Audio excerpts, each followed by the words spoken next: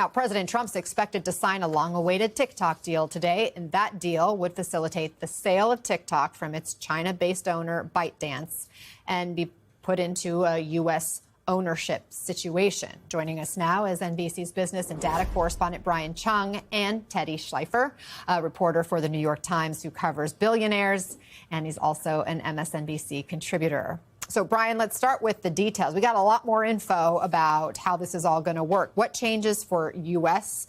users of TikTok, and how is this ownership deal going to operate? Yeah, well, just in the last day, two senior White House officials confirmed to NBC News some more details about what this so-called deal will look like on TikTok. Essentially, what it would be ByteDance, which again is that Chinese parent company of TikTok, would hold less than 20% of the stock in the new company. The operations of these kind of TikTok new company that would be U.S.-based would be a joint venture where the U.S. would be able to control the app's algorithm that would largely be managed by Oracle, which is Larry Ellison's company. They would also kind of control some of those data privacy aspects. But of course, Anna, the question is who will be the U.S. owners of that new company? You saw those names that we just flashed ahead of you: Michael Dell, Larry Ellison, and also the Murdoch family. These are names that are not rumored, Anna. These are names that were literally said out loud by the president himself in an interview on Fox over the weekend. So these are confidants of the president himself that would likely be part of this ownership. But we're expecting some sort of announcement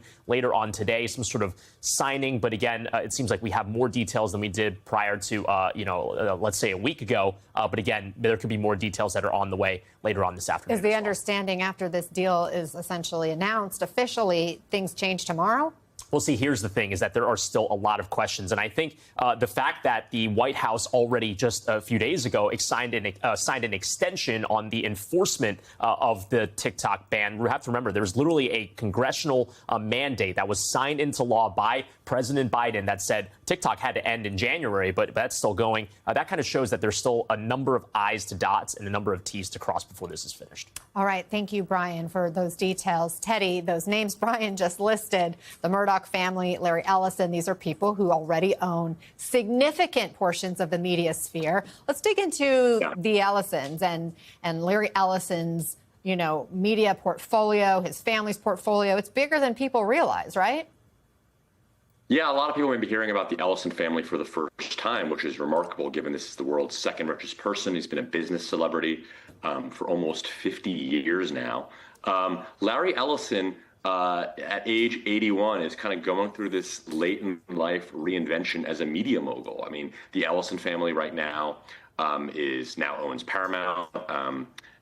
They appear through Oracle to be very involved in the TikTok deal. There's been reporting that Skydance, which is the company of Larry Ellison's son, David, who's on the screen right now, may be even wanting to buy Warner Brothers Discovery, which owns networks such as CNN.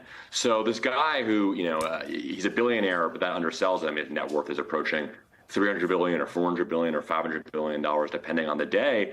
We're kind of living in his world right now. Right. And the control of information that comes from these giant media conglomerations, the Murdochs would also be increasing their media influence. What do we need to know about the Murdochs and their goals? Yeah, I mean, the Murdochs are a great comparison, right? You have somebody who owns, obviously newspapers and television networks around the globe, and the UK and the US, and also similarly, an heir to the fortune who is very interested in being an operational player, and Lachlan Murdoch there. David Ellison, Larry's son, is not as well known as Lachlan Murdoch. I mean, he was, he's younger. He was not somebody who most people knew about. The politics are a little bit different. I mean, David Ellison supported Kamala Harris as recently as last year. Larry Ellison is more conservative than his son. But the Murdochs are maybe a good comparison for what the Ellisons would like to be, which is to kind of have this vast political and media empire that can transmit their ideas across the world. Teddy, are there any limits on how much one billionaire can own? This is America. To be serious, there are regulatory limits, obviously, and that's sort of where politics comes into play. The fact that the Ellisons have this close relationship with the Trump administration and with the Trump family helps remove some of those limits, right? If you are an heir to a billionaire fortune. If you're, Alex Soros, I don't think you're going to be able to kind of do these kind of media deals. But that's why having a close relationship with the president can be a huge business advantage.